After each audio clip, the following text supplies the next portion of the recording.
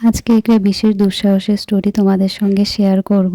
তো আজকে গুরু মহারাজের আবির্ভাব তিথি, মানে যেদিন এই ভিডিওটা আমি রেকর্ড করেছিলাম সেই দিন গুরু মহারাজের আবির্ভাব তিথি ছিল।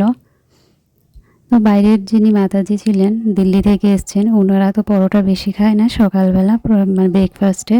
তো উনি ভাবলেন যে বানাবে আজকে সকালবেলা। তো আমরা এখানে হেল্প করছিলাম অল্প একটু, বেশি কিছু তো আমরা করতে পারবো না। তো তারপর গুরু মহারাজের আবির্ভাব তিথির জন্য এই যে পাত্রটা দেখতে পাচ্ছেন, সেই যে পাত্রটা আমি উঠালাম। তো আমি অবশ্য ভারী জিনিস বেশি একটা উঠাই না আপাতত, এটা হালকাই ছিল কারণ ফুল ছিল তো উপরে, বাস। তো তারপর আমি বাকিদের বললাম যে তোমরা সবাই এসো, কারণ অনেকগুলো ফুল আছে আর সবগুলো ফুলের পাপড়ি ছাড়াতে হবে পুষ্পাঞ্জলি দেওয়ার জন্য। তারপর দেখতেই পাচ্ছ যে কত ভক্তরা এসছে। যারা যারা না আমার সঙ্গে রাগও করেছিল, আমি ওদেরকে গিয়েও বললাম যে তোমরাও এসো। মানে থাকে না অনেক সময় মিসআন্ডারস্ট্যান্ডিং হয়, তো ওদেরকেও যখন আমি গিয়ে বললাম না, ওরা মানে খুব তাড়াতাড়ি চলে এসছে, রাগটাও শেষ হয়ে গেছে। আর সত্যি কথা আমারও ভালো লেগেছিল। আর তারপর আমরা সবাই এখানে বসলাম, এখানে বাঙালি আছে অবাঙালি আছে, সবাই মিলেমিশে আমরা এখানে সেবা করছি। আমি ভাবলাম হয়তো বা একজন দুইজন আসবে আমার সঙ্গে, তো দেখলাম অনেকজন চলে এসছে।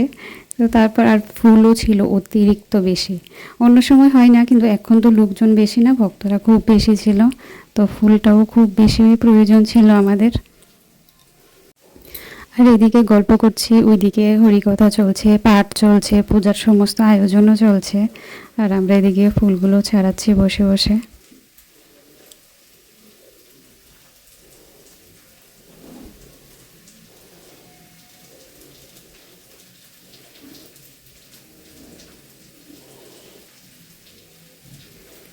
তারপর দেখলাম প্রভুরও আমাদের সঙ্গে এসে যোগদান করলো।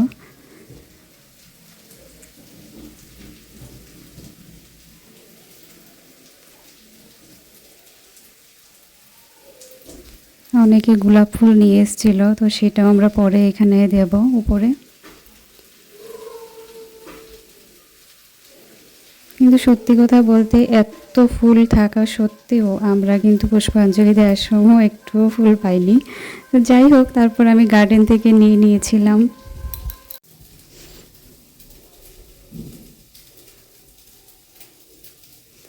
আর আমি এদিকে সবাইকে ফুলও দিচ্ছিলাম, কারণ আমার পাশেই ছিল না ফুলগুলো রাখা।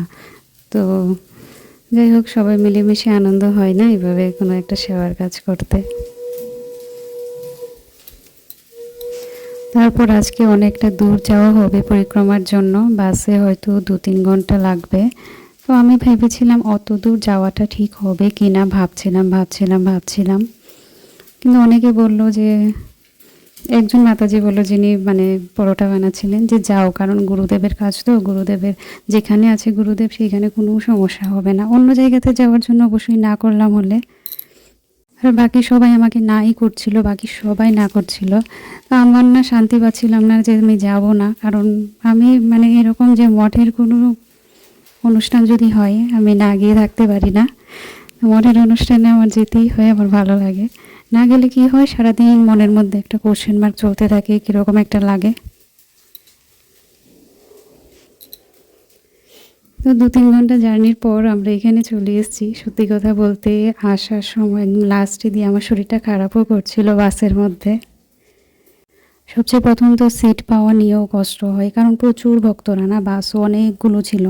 আর এটা জার্নিটা অনেক দূরে, মানে আগরতলা থেকে বিলোনিয়া পর্যন্ত যাওয়া হয়েছে। তো অনেক দূর, এতটা দূর জানতামও না, আগে কখনো আসেনি, তো মানে যাইনি ওই জায়গাটাতে, সেই কারণে জানি না। তো প্রথমবার এলাম, ভালোই লাগলো। তারপর ওনারা বলছিলেন যে এখানে অনেকটা সময় রেস্ট করা হবে। সকালবেলা বেরিয়েছিলাম আমরা, এটা একটা স্টেডিয়াম ছিল, এখানে রেস্ট করার জন্য বলেছিল। অনেকটা সময় রেস্ট করার পরও যখন 4টার সময়, মানে সূর্য অতটা থাকবে না, রৌদ্র অতটা থাকবে না, তখন পরিক্রমা হবে। যাওয়ার পর খিচুড়ি প্রসাদ দিয়েছিল। তো আর যারা ছোট্ট বাচ্চারা ছিল না, ছোট আমাদের মঠের, ওরা তো এখানে স্কুলের বাচ্চাদের সঙ্গে খেলা শুরু করে দিয়েছিল, আর আমরা বসে বসে দেখছিলাম। তারপর আস্তে আস্তে সমস্ত বাস চলে এলো। আর এই যে দূরে ছোট্ট একটা ঘর দেখতে পাচ্ছ, ওই ঘরটার মধ্যেই মানে ফ্যানের ব্যবস্থা ছিল, বাথরুম ছিল, আর প্রসাদ টসাদ রাখা ছিল। প্রসাদ রাখা ছিল না, প্রসাদ এসছিল, দুইখানেই দেওয়া হয়েছিল, আর আমরা এভাবে হাতে নিয়ে প্রসাদ পেয়েছি। তারপর আমরা যখন বেরোলাম পরিক্রমাতে, দেখলাম প্রচুর ভক্তরা, আশেপাশে সমস্ত ভক্তরা এলো, প্রচুর ভিড় হলো। আর পরিক্রমা শেষ হতে হতে রাত্র হয়ে গেছিলো। অনেকটাই আজকে মানে অনেকটা মজাও হলো, কিন্তু কথা হলো আমার জন্য পরিশ্রমটা বেশি হয়ে গেছিল। আমিও বুঝতে পারিনি সত্যি কথা বলতে। আমাদের মঠের ভক্তরা ছিল, অন্য নর্মাল মানুষও ছিল, প্লাস ইসকনের ভক্তরাও ছিল। তারপর আমরা যখন ফিরে এলাম প্রসাদ টসাদ পেয়ে, তারপর মানে প্রদীপ টদীপ সেদিন হয়তো দেখায়নি মনে হয়, কারণ অনেকটা দেরি হয়ে গেছিলো। আর হাঁটতে হাঁটতে এমন অবস্থা হচ্ছিল না, আমি অনেককে জিজ্ঞেস করছিলাম আর কত দূর, আর কত দূর। যাই হোক, তো এটা পরের দিন সকালবেলা মঙ্গল আরতিতে প্রদীপ দেখাচ্ছে সবাই। এই সময়ে জার্নি করাটা উচিত না, কিন্তু এতটা খারাপ লাগেনি, মানে বাস দিয়ে এতটা বাজে হয় না, ভালোই দিক ছিল। যাই হোক, আমার তো মজা লেগেছিল। পরের দিন আর কোথাও যাইনি। তো পরের দিন রেডি হচ্ছি সকালবেলা মঙ্গল আরতিতে যাওয়ার জন্য, কারণ একদিন কোথাও গেলে একদিন রেস্ট করতে হয়, না হলে শরীরটা ঠিক থাকে না। আর বেশ একটা দূরেও যায়নি মনে হয়, আমি পরের দিনের কথা বলছি, পরের দিন হয়তো বেশি একটা দূরে যায়নি।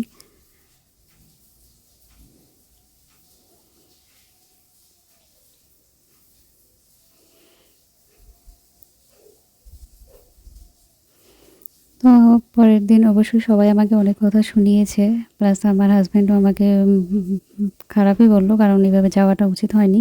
যাই হোক, তো পরের দিন সকালবেলা আমি এখানে মানে এর পরের দিন একদিন ব্রেক নিলাম, তো একদিন একটু রেস্ট করলাম, রেস্ট করার পরে পরের দিন সকালবেলা এখানে মঙ্গল আরতি হলো। সকালে পরিক্রমা হচ্ছে, হালকা হালকা কুয়াশাও দেখতে পাচ্ছ। আমি আবার বাসে করে অন্য কোথাও যাওয়ার জন্য রেডি হয়েছি সবার সঙ্গে। খুব তাড়াতাড়ি গিয়ে বাসে সিট নেওয়ার চেষ্টা করি। তো আজকে আমি মনের মতো সিট পেয়ে গেছি, আর বেশি একটা দূর যাবে না আজকে। তো আমি সামনের সিটেই বসেছিলাম, কারণ সামনের সিটে বসলে কি হয়, মানে ঝাঁকড়াটা একটু কম লাগে।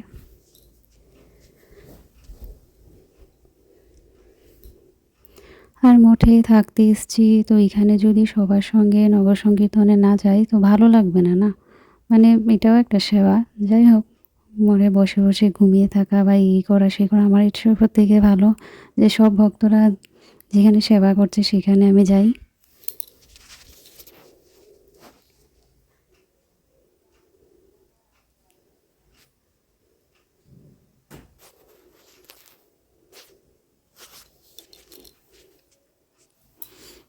তো আমরা চলে এসেছি, এটা হলো আমাদের মঠের একটা ব্রাঞ্চ বিশালগড়ে।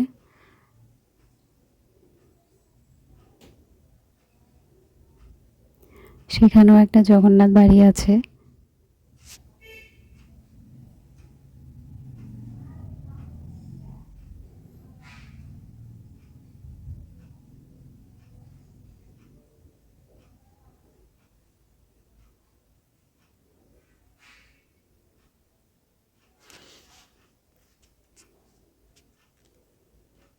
তো এখানে আসতে বেশি একটা কষ্ট হয়নি, বেশি একটা দূর না, অনেকটা কাছেই।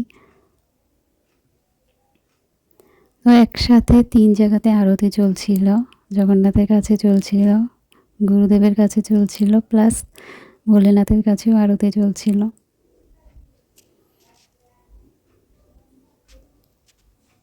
জগন্নাথকে ভোগ লাগিয়ে জগন্নাথের প্রসাদটা ভোলেনাথকে দেওয়া হবে, তারপর সব ভক্তরা পাবে।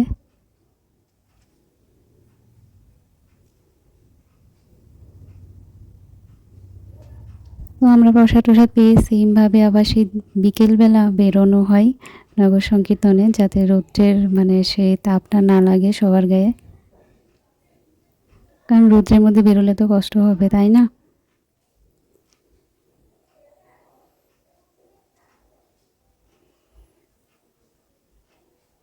তারপর আমরা ফিরে এলাম।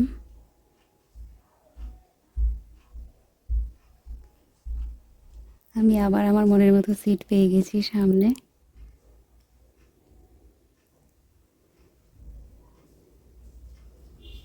তারপর পরের দিনের স্টোরিটা দেখাচ্ছি। আমি ভাবছিলাম পরের দিন যাব না, তো বিশাল করে পরের দিন ওরা কী করেছিল, উদয়পুর গিয়েছিল আর আমি তো যাইনি।